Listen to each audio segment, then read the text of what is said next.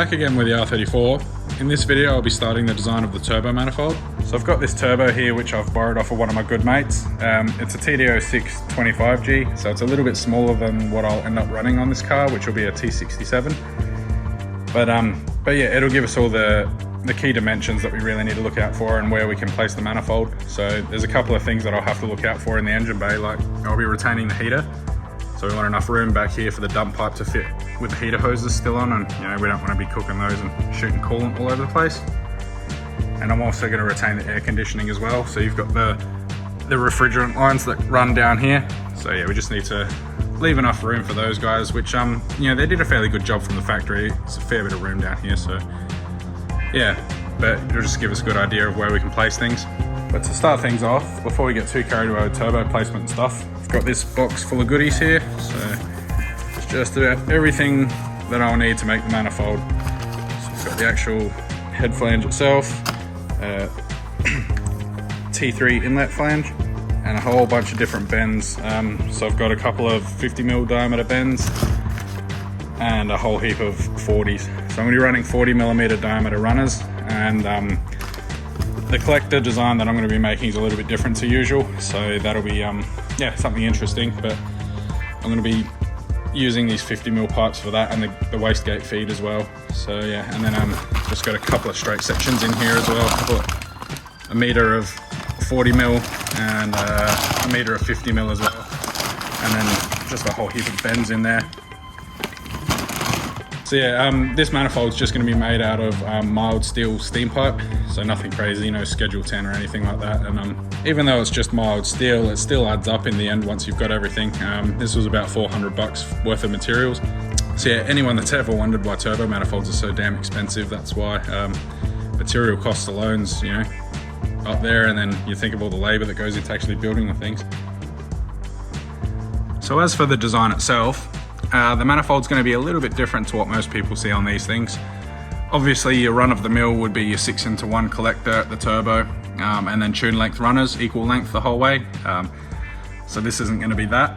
And basically taking a lot of inspiration from an old trusted design that they used to run on a T67 kit on the RB25s. For some reason they never offered that manifold design in the RB26 arrangement. And obviously the your head bolts for the exhaust manifold are completely different from 25 to 26, so they don't bolt up. Initially I was going to try and copy it as close as possible, but I think I'm just going to take the core design elements and sort of adapt it, and I'll just make it up from there, how I see fit to run the runners and stuff. Like the basic design's going to be the same, but I'm not going to try and get each, like, you know, the lengths and the angles and everything identical. So the actual design's going to be it's a 3 to 2 to 1 setup. So your first 3 cylinders and your second 3 cylinders all merge into their own little 3-into-1 collectors. So then the 2 single pipes that are left over then merge towards the turbo. So it's like a 6 to 2 to 1. I'm hoping it'll sound quite nice. The truss manifolds of that era sort of, you know, they're renowned for sounding pretty decent on anything really. Their SR manifolds sounded out unreal, and the RB stuff sounded pretty nice as well. So yeah, and then it's going to have a nice long gate feed as well, which will run, you know, right down here with the dump pipe. So yeah, should sound really nice. Anyway, so yeah, that's enough of that. Just sort of thought I'd run you guys through the basic design elements, and yeah, we'll get stuck into it. So like I said, this isn't going to be your typical 6-into-1 equal length manifold. So the collector itself's a fair bit different to what most people would be used to seeing. So basically the way it's going to go is your front 3 cylinders will merge, and then they will join into this 50mm pipe. So this is sort of going to go off towards the front of the engine bay. So your first 3 cylinders will merge about here, and then they're going to come into this pipe. And then basically, because the manifold's going to sit rearward, or the turbo is going to be biased rearward in the engine bay, the actual turbo itself, or the inlet for the turbo, will be closer to the rear 3 cylinders. So it's going to be something like this. This pipe here is going to have to merge with that one, which is going to be, so yeah, I'll have to notch this so that it'll actually slide over here. Basically, it's going to sit something like that to start with. So I'll move this up so the camera can see a bit better. So yeah, the collector is going to be something like this. So So your front 3 cylinders are going to merge into here. Get that out of the way. Yeah, so your front 3 cylinders are going to merge into this side. Your bottom 3 are going to come out and sort of sweep up and then join into the bottom of this tube. And I'm probably going to add a little bit of a straight section up the top. And then the turbo inlet flange will be something like that. I also want to try and make this wastegate priority. So I want to have the gate feed. Normally the truss wastegates sort of just come straight off the side and then down towards the wastegate. But I actually want to have this in line with exhaust gas flow, something like that. So I'll sort of try and join this somewhere in there like that, and then it can go off to the wastegate as well. But yeah, that's going to be, so that'll be a bit finicky itself. I'm trying to get it line up with the dump pipe and leave enough room for everything in there. So yeah, that's the basics of it. I'm going to get to work, and I've got to clean off all of this. This steam pipe comes coated in this black paint. Yeah, obviously not good for welding. So I'm going to clean all of that off. Clean this straight section off, and then yeah, I'll get to cutting stuff and trying to glue it together.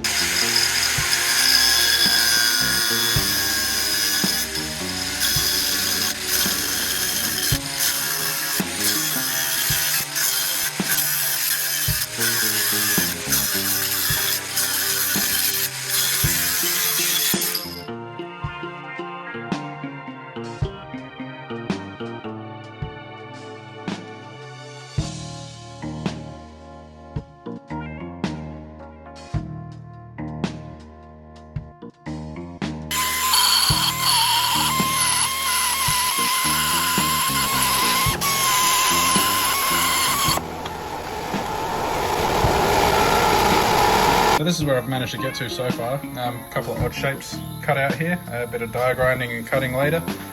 So this guy, if I can do this one-handed, he slots nicely into there. A little bit of trimming to do down the bottom to get the fit up a bit nicer, but it's pretty good the whole way up. Let's see if I can, and then yeah, closes up the circle nicely.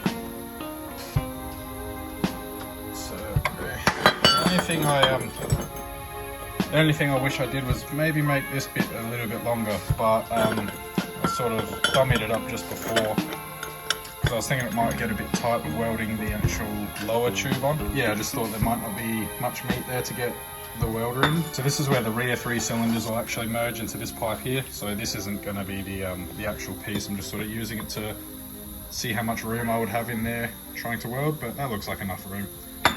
Obviously there'll be a little bit of, there'll probably be a little bit of a crossover from the 2 welds, the weld that goes up and around the bottom of that one there, and then as I come around this one here, when I join the 3 mergers, or the rear 3 cylinder merge up into that, we'll probably overlap that weld just a touch, but that shouldn't be a problem.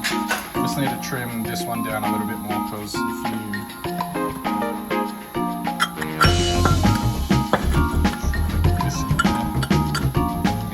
you see it hangs out in that tube a fair ways, so I'm going to have to mark that out and cut that down. But yeah, it's coming along.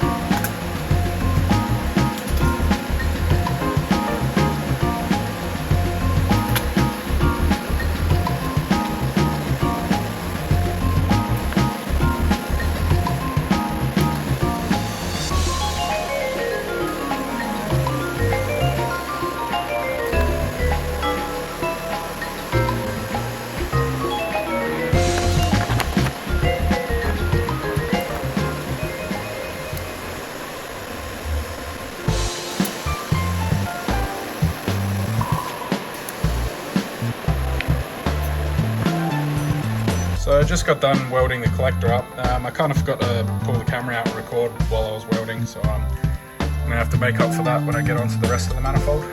But yeah, pretty happy with that. Turned out fairly well. Yeah, the merge was a bit awkward to cut out and whatnot, but you would have seen that in the last clips. But yeah, pretty happy with how that welded up, to be honest. I'd pick it up if it wasn't absolutely stinking hot and I'd burn the hell out of it. So I don't know if you can see it. You can sort of see it. I went around inside the collector as best as I could. I went around inside the actual flange itself and welded the inside and the outside. So yeah, and it is overlised slightly. So yeah, it's. I'll try and flip it up so you can see. Without burning myself. There you go. So yeah, it's about as oval as it could get without having to reinvent the wheel on that part there. So yeah, it's welded inside and out. It should be nice and sturdy. And then yeah, now it's ready for the rest of it. So yeah, as I was explaining before, this front section is going to go off to cylinders 1 through 3, and 4, 5, and 6 will sort of sweep up behind this way, and then yeah, once I've got all that sorted, and have a bit of a gate feed coming off the backside there, so the video might not actually pick it up very well, but obviously you've got that scallop going into the main part, and then this top section here actually tilts the turbo that way, so there's a slight angle going that way as well, and then the there's still so much heat radiating off of that. The actual flange for the turbo as well is also tilted out towards the passenger side headlight, so yeah, it should be a good thing. So yeah, I'm going to end up making this a 2-part video series, or potentially 3 depending on how much work I get done, but yeah, I'll get on to making the rest of the manifold in the next one. I'm pretty happy with how that's turned out so far. Fair bit of time in it, to be honest. It doesn't look like much, but yeah. So yeah, the collector's done, so I think that's a good place to leave this one, and yeah, we'll get on to making a jig and mocking the rest of it up in the next video. So yeah, thanks for watching. I'll catch you on the next one.